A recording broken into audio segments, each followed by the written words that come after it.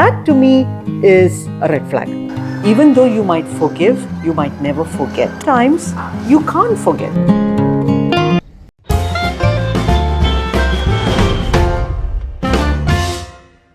Hey there, Living Judge Sir as well. Today we have a very special video for you guys because we are going to be focusing on mental health, the topic that is not discussed very much. Well, I'm at one of a wellness center here and I'm going to go inside and talk to one of the psychologists and get all the questions answered. So follow me. Well, I'm a bit nervous today and I don't know what questions to ask, so I've come prepared. Let's go and meet our leading psychologist here in Dubai. Hello, Meryl. How are you? It's a pleasure meeting you, ma'am. Same here, same here. Ma'am, my first question to you is, when do I know I have to come to meet a psychologist?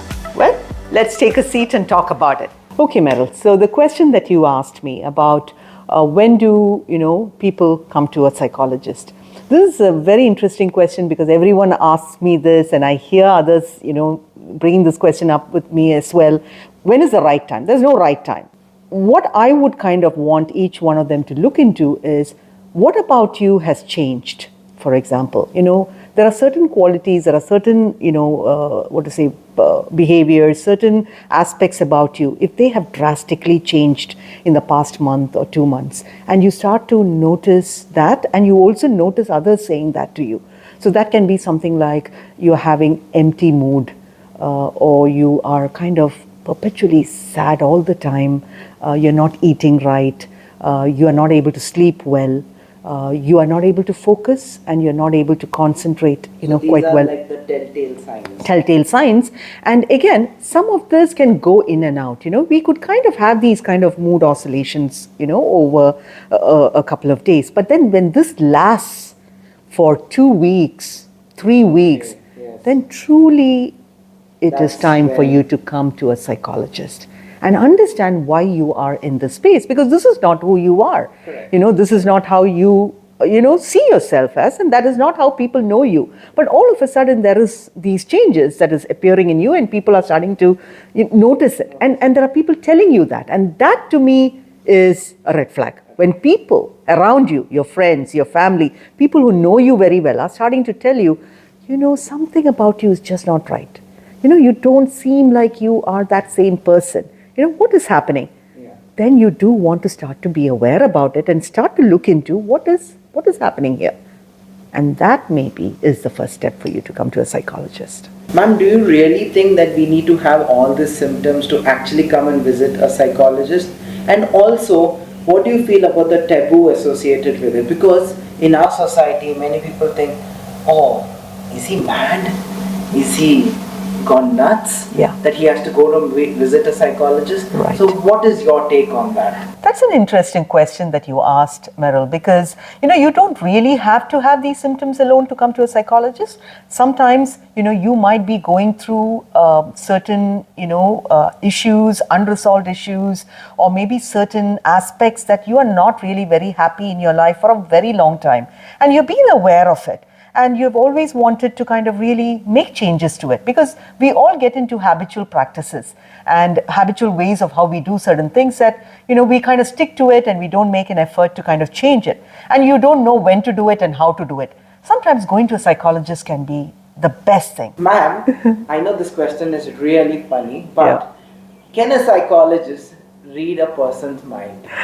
That's a really interesting question, because I've heard many of them ask me this question as well. When they hear that I'm a psychologist, they would ask, oh, can you read my mind? Certainly we cannot. We cannot scan somebody's brain and kind of read. Sometimes you wish you could. Wish you could, but we can't.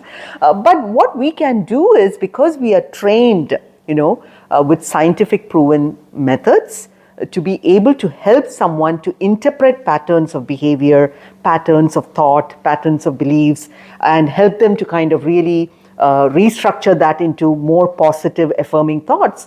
We can do that in the sessions. So that is something we are equipped, and that is something we are trained to do.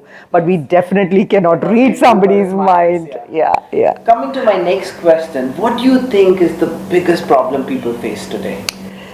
Oh, the list goes on, right? But if we talk about from a mental health perspective, I think there is just this feeling of missing out. I mean, there is just so much of distractions today, around you. Everything needs to be done in a jiffy. Everything has to be done in an emergency mode. People are not able to sometimes maybe even differentiate between urgency and emergency. Everything is thrown into this bucket of emergency. So what happens is the sense of tolerance, the sense of patience have all really come down. It's like we need to get this done and we have to get it done today. I think this is a serious problem, and I think people are sometimes not able to, take a moment, and breathe, step back, pause, kind of really, kind of evaluate, do I need to just park it on the back burner or do I really go forward with it? I think this is something we need to start developing. But somewhere I think we are just in this fast-paced, environment with so much of distraction, social media, things that are thrown at us. We are constantly in a state of emergency to do. It's funny you mentioned that the fear missing out. There's actually a lingo. It's called FOMO, fear of missing out. Yeah. Which is so apt, and people use it in social media today. Yes. Like if I don't put this picture of Correct. this person or this place on Instagram, Correct. I feel like I'm lagging behind. Correct. As compared to my friend who's gone to a new restaurant. I'm not yet gone to that place. Correct. So what do you feel? How do we combat this urge? I know this is also something which you see and notice quite a bit today. I think it's also coming from a place of wanting to kind of be in the groove, being a part. You want to conform to what people are doing. You don't want to miss out. You also, feel that you get that momentary attention, Correct. Correct. by kind of involving in that space where someone has taken a picture, you feel equally pressured to take that picture because you feel, you can do it. You are also arrived. You can also kind of post that picture. Absolutely. And so there is that pressure. I think there is that pressure. I think to some extent it is nice. We all know through social media, we have also got so much of benefits. So I think I want to also celebrate that. But at the same time, I think you don't want to also kind of get into a situation where you're totally kind of, focused and totally preoccupied Correct. With it. Because when that happens, it truly takes an impact on your day-to-day life, on things that you need to achieve, because you become so over-involved in this and you're so overwhelmed by this that you really are not doing things that you need to do. Ma'am, commonly we notice today, like your gratification is based on people's likes on your photo, on your story you say it on the Instagram or Facebook, the amount of views that you got. Is that really healthy? I think rather than looking at it as healthy or unhealthy, I think anything done in moderation is okay.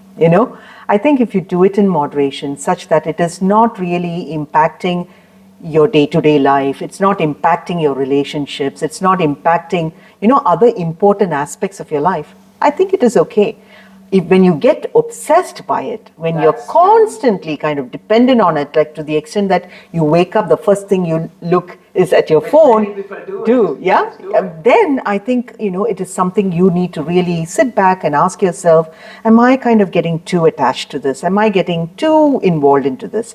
Maybe I need to slowly, steadily pull myself out of it. That's where I say you need to do this in moderation. And even I'm guilty of it, and so will many viewers. Like we have Instagram Reels, for example, and we just keep scrolling, and without you knowing it, you spend like a good 45 minutes to up to an hour on it. Correct. There's a feel-good factor, right? As you're pushing that out, you're seeing so much of this information. You have all of these colors, you have music, you have people talking. It's a combination of things. So there is a feel-good factor there, which I think, as you said, people don't even think about it. They're just kind of scrolling because of that feel-good moment you're experiencing at that point in time. Correct. So even let's say your mood is down, you're not feeling very well, but just seeing all of this kind of really uplifts you. There's something very interesting that I came across in your room, and it's saying dream more, complain less. But the particular word dream, do dreams have meanings? Dreams do have meanings, I think, if it is within the wake moments, which is what is happening in your day-to-day. Sometimes people ask, whether dreams can predict your future. That may be not. That may be not. But I think it does have meanings, and there are people who interpret dreams. There are people who are trained to interpret dreams and understand, why, you have been dreaming about something so often that happens in your day-to-day life. And that, I think, can be looked into further through interpretation and all of that, through someone trained in this field. Yeah. Ma'am, I have a very interesting question. Many people go through hardships and sadness in their lives, but they take a very different outlook towards it. They joke about it, they're funny, they make light of the situation. Do you think that's a coping mechanism? It's definitely a coping mechanism, but I think it comes also from that whole sense of resilience that we talk about after what they have gone through. They've gone through so much in life. The hardships that they have gone through, sometimes we might not even be able to relate to it. Or somebody who has gone through death, loss of a loved one, whether it's a family member or whether it is a parent, or somebody who has just kind of ended a relationship, or someone who has, gone through some of these experiences. I think they start to kind of really go through a grief and loss, phase, where in somewhere they come to a state of acceptance and they find meaning in that acceptance. Yeah. So when you find that acceptance, then everything goes into an action-oriented mode, right? Once you accept that there's a reason why it happened, and you come to that space, then you actually act on, getting, better, or moving forward, or looking at the best of what you have in the future. And beyond anything else, I think people who have gone through these hardships, they also are able to perhaps understand better than anybody, better than all of us, that life is unpredictable. Absolutely. Isn't Absolutely. it? Life is unpredictable. I think those of us who might not have gone through something this, intense, we somehow every day wishful, I think it's our wishful thinking, we want life to be predictable. But it's not. It's not. And sometimes I think we stress ourselves to get into a predictable mode when we know very well that we cannot get into a predictable mode. And someone who's gone through so much, they are already there. They've arrived there. So for them, they're able to look at life very differently after what they've gone through. Ma'am, in a world of pretense, how do you know who is genuine and who is fake? Are there any telltale signs of it? Yeah. I think rather than talking about fake, let's just kind of take people who are genuine. And when you talk about genuine people, I think we all will agree, those who walk the talk. Someone who, who really watches your back, who always is there for you. Someone who's honest, transparent, is very objective in whatever they say to you. They don't feel that they need to pretend. They don't feel that they need any form of favors from you. They are there for you because they genuinely like you and they want to be with you. Yeah. I think these are the telltale signs. So once you have someone like this, then I think it's easier for you to then compare who doesn't have them. So then you get to make the decisions. That's beautifully put. I never actually thought of it that way. My next question, ma'am. Yeah. Thinking from your mind and thinking from your heart, how do you differentiate the two? I think when you talk about thinking from your mind, we are looking at processing things, right? Everything is in a logically processed manner. When you are thinking from the heart, it's always to do with an emotion. There's an emotion involved when you're starting to think from your heart. So in life, I think it's very important for us to have a balance of that, because it can't be that everything can be through, a very logical mind, a processed mind.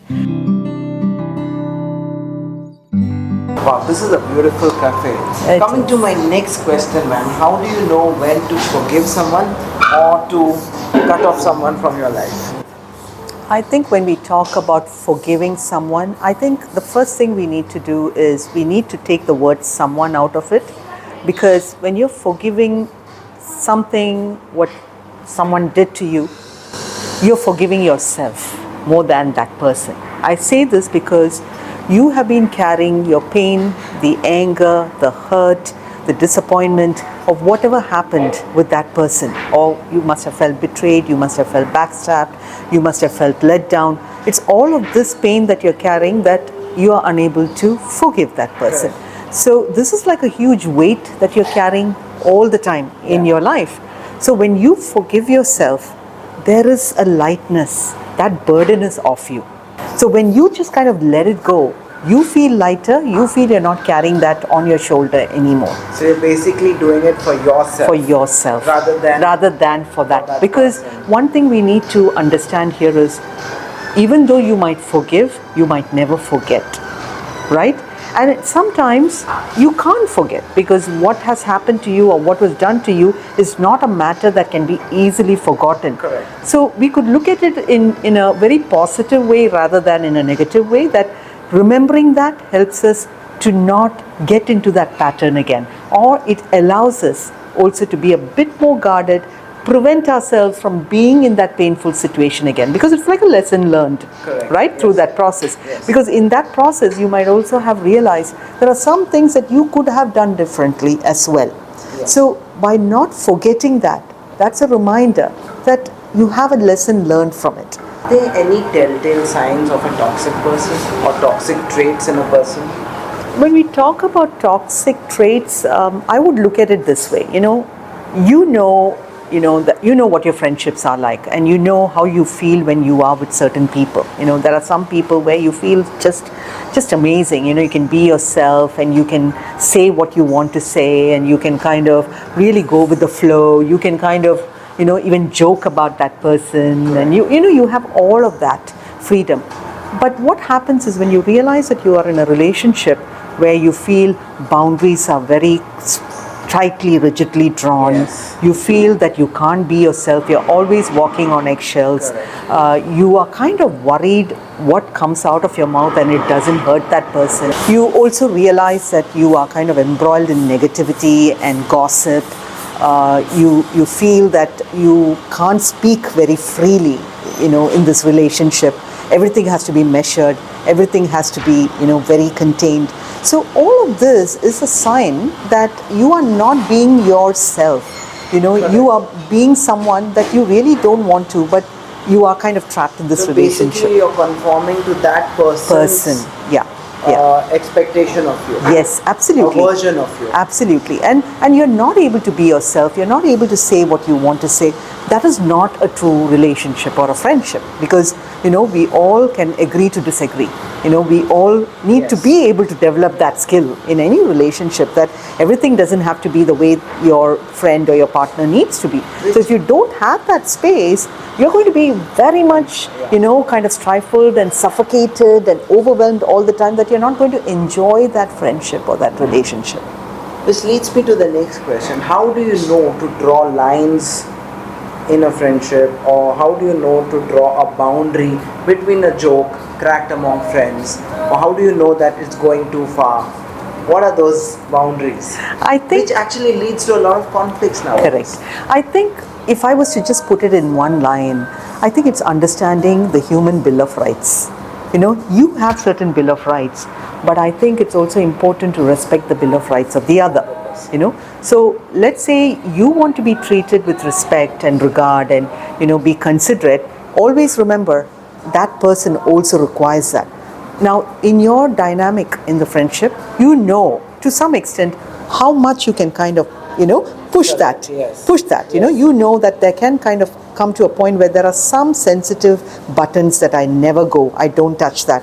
There are some things that I never bring up in public about my friend, but there are some things I could bring that up in private. When he or she is with me, I can do that. Absolutely. And that would ring kind of well. But if it is done in public, because of that sensitivity of that person, which I know, I would respect that bill of rights. Okay. So if you kind of have, even at the back of your head, very consciously, that my bill of rights means I also need to respect the bill of rights of the other, you would be very, very clear and careful in terms of how you will know how to draw those boundaries very, very well. Really nice. And it's a special one. It's not even in the menu. It's really, really so nice of her to prepare. Maybe we can write a Google review of it. Yeah, you should. Thinking of Google reviews, actually, nowadays you come across the good and the bad. Yeah. And sometimes I feel people go overboard and they have that entitlement to just write about anything. Right. What are your views on that, ma'am? I really think, it's such a good question, because the Google reviews and the reviews, as you say, it has its benefits, it has its pluses. But what is happening sometimes is that whole platform is being used as a punching bag, because they feel a certain way about somebody, or because they did not feel they got what they looked for in that first instance. And I think they find that space or that forum to be a very comfortable place to kind of air all that they feel, because one, they are invisible. And keyboard warriors. Yeah, that's it. Because they're invisible, you're not seeing them at all. Correct. Which they would it would take a little bit of an effort and courage to go in front of that person and say all of this. Yeah. So you don't need to do that. So you're able to air all of that, what you're feeling. There is no filter on the language. It's being very derogatory sometimes, actually putting down someone to the extent where perhaps the incident did not even warrant that. So you see that forum to becoming more of bashing up the individual, which I think is unfortunate. So do we respond to such individuals, or how from the other side? I think, as they say, sometimes respond with kindness.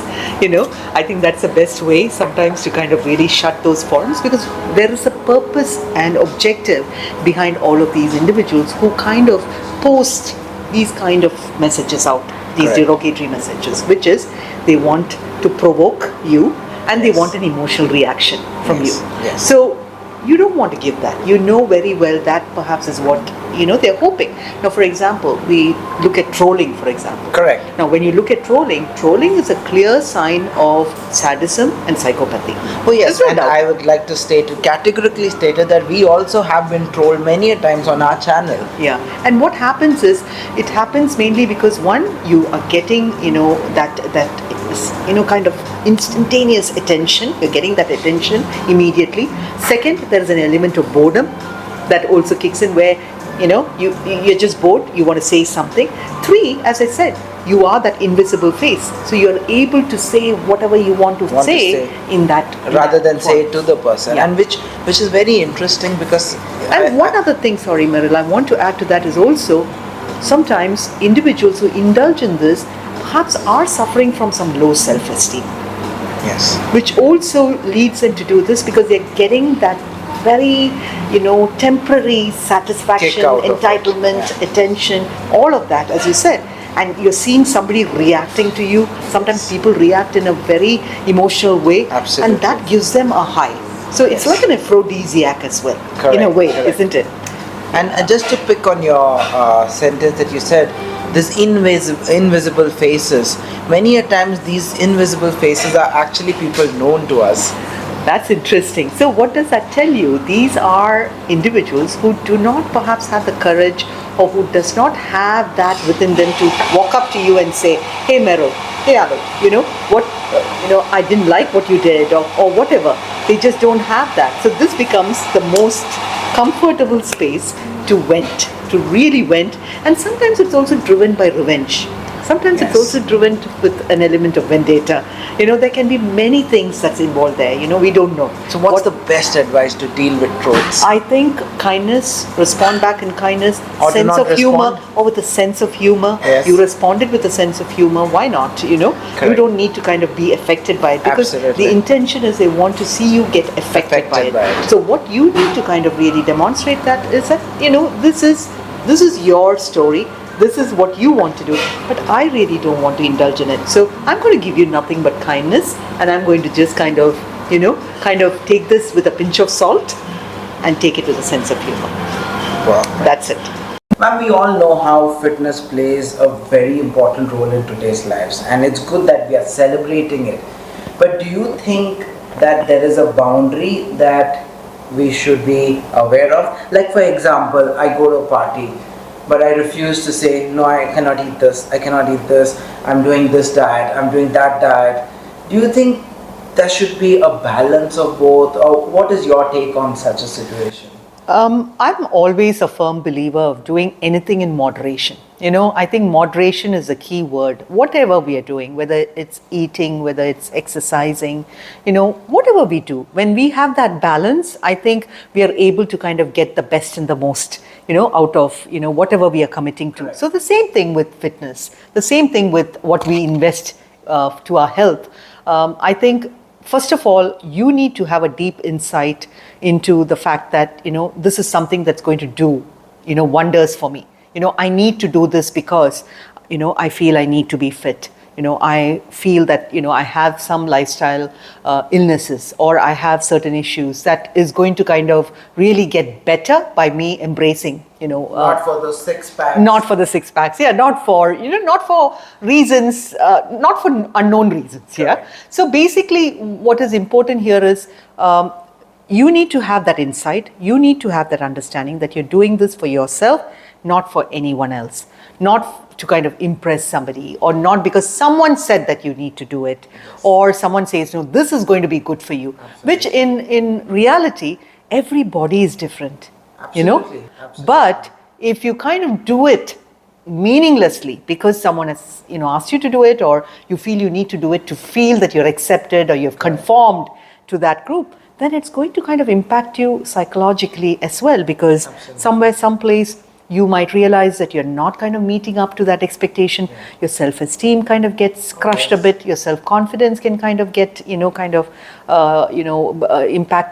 Your sense of worthiness can kind of get affected. So you don't need to go there when you don't need to go there. So when you do things in moderation and you do things what suits you, and remembering there's no one size fits all.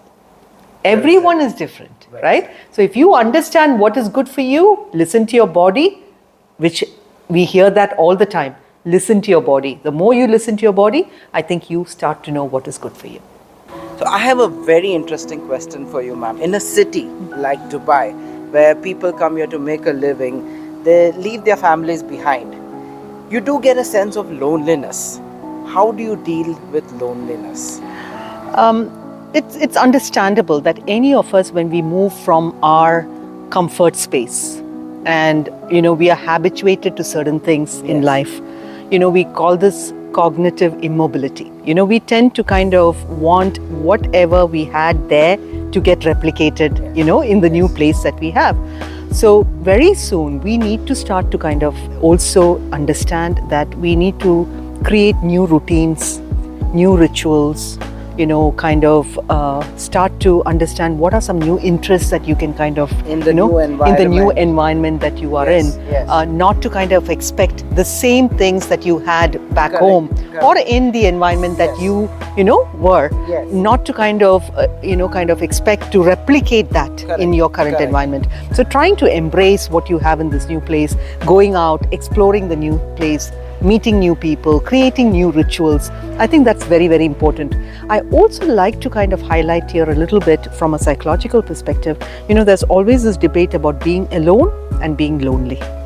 Interesting. Okay. What is the difference between the both? So loneliness is something where someone would just kind of like to be by themselves, but they might also have very limited friends. Correct. They might like to go out. They might be in a gathering and still feel lonely in that gathering. Okay, so that is somebody who's lonely. But when we talk about someone who's alone, these are individuals who might have a psychological condition, which means cutting off totally, maybe from people, friends, family, all of them, staying inside their premise, maybe for days together, just being completely in solitude and being alone, not wanting to kind of speak to people. Correct. So I think it's important also for the viewers to understand from a psychological perspective, we need to also break these two between the two of them to understand whether you're lonely or whether you are alone. Now, what you have brought up here is about loneliness when people are moving, to a new place. Yes. In terms of, Yes. how do we kind of cope with that? How do we kind of come out of it? And that goes back to what we just discussed a few minutes ago. But I think it's also important to kind of keep this in mind, that you're not also in a space of being alone. When you are alone and you're kind of completely cut off from everything, Correct. then that is something also that you want to kind of seek help, by meeting a professional and finding ways of being able to come out of that space. Well, I think, ma'am, you certainly answered a lot of doubts, not only for me, but for many of the viewers watching this.